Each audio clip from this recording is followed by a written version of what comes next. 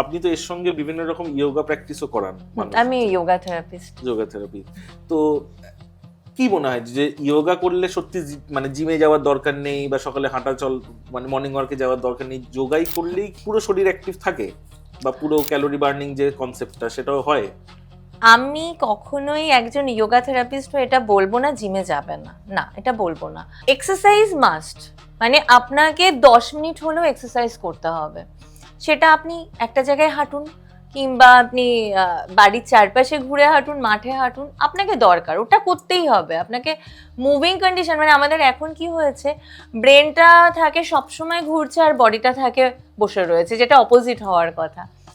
Gym অবশ্যই ভালো, কিন্তু দুটোর পারপাস আলাদা। যেরকম আমি যদি আমার মাসেলকে টোন করতে চাই, জিম ভীষণ ভালো। আমি যদি ফ্লেক্সিবিলিটি চাই, আমার রিজুভিনেট করতে চাই প্রত্যেকটা অর্গানকে, তাহলে যোগা।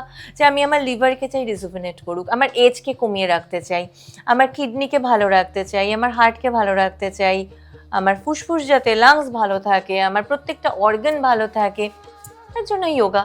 আর আমি যদি চাইছি হ্যাঁ আমার একটু পাম্প, মানে আমার মাসেল একটুখানি ভালো হবে, বেশ টোন হবে, তাহলে খুব তাড়াতাড়ি আপনি জিম থেকে সেটা পাবেন।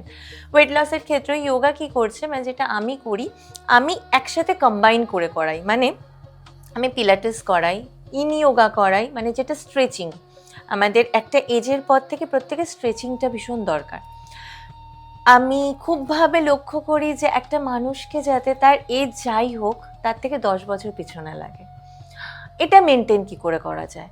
তো এই যে ব্যাপারগুলো আমার স্টুডিওতে গেলে আপনি পাবেন, যেটা হচ্ছে আমি শুধুমাত্র যোগার মধ্যে নয়, আমি মানে আপনার শরীর আপনাকে দেখে আমি হয়তো আপনাকে অ্যাডভাইস করবো আপনাকে এটা এটা করতে হবে। আপনার ব্রেনকে শান্ত করা, যেটা হচ্ছে আপনার যোগার মাধ্যমে সম্ভব। আপনার ভিতরকে শান্ত করা, যেটা যোগার মাধ্যমে সম্ভব।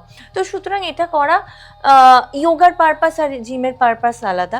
আর জিম যারা করছেন আমি তাদের ক্ষেত্রে একটা জিনিস বলবো, এখন তো দেখতেই পাচ্ছেন জিমে ভীষণভাবে অ্যাক্সিডেন্ট হচ্ছে।